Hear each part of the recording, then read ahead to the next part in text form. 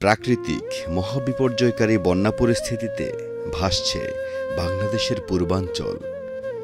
অতিবৃষ্টি আর পাহাড়ি ঢলে ইতিহাসের সবচেয়ে নির্মম এই বন্যায় সৃষ্টি হয়েছে হৃদয় বিদারক পরিস্থিতির। ফেনী, নোয়াখালী, কুমিল্লা ও লক্ষ্মীপুরের লাখ লাখ পরিবার ডুবে আছে নিষ্ঠুরতম এই ভয়াবহ বন্যার করাল গ্রাসে। বানবাসী এসব মানুষের হাহাকারে সারা দেশ আজ শোকাহত।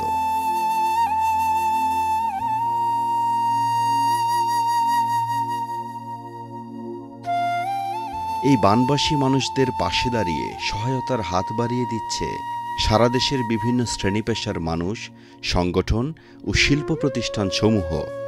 দেশবন্ধু গ্রুপ বন্ধু হয়ে এই বিপর্যয়ে মানবতার ডাকে সাড়া দিয়ে এই বানবাসী মানুষের পাশে দাঁড়িয়েছে, হাত বাড়িয়েছে সর্বোচ্চ আন্তরিকতার সাথে। দেশবন্ধু গ্রুপ তাদের উৎপাদিত দেশবন্ধু পানি, শুকনা খাবার সহ বিভিন্ন জরুরি খাদ্যপণ্য নিয়ে কুমিল্লার লাকসাম, মনোহরগঞ্জ, ফেনী সহ বিভিন্ন বন্যাদুর্গত অঞ্চলে ত্রাণ বিতরণ করছে। আমরা দেশবন্ধু গ্রুপ আমরা সাধারণ মানুষের সাথে, সাধারণ মানুষের দুঃখ কষ্ট লাঘবের জন্য সরকারের পাশাপাশি আমরা কাজ করেছি।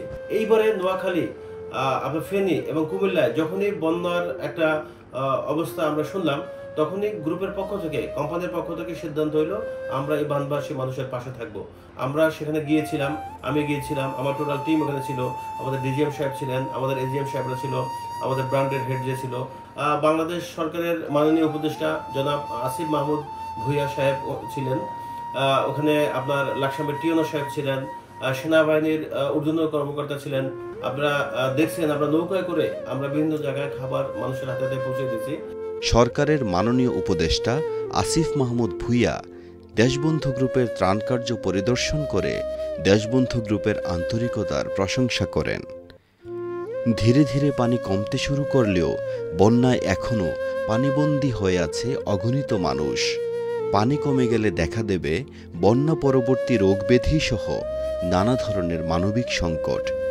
দেশের সকল বিত্তশালী ব্যক্তি ও প্রতিষ্ঠানকে বন্যার এই ক্রান্তিকালে মানুষের পাশে দাঁড়ানোর উদাত্ত আহ্বান জানাই। দেশবন্ধু গ্রুপ, দেশ ও জনগণের বন্ধু।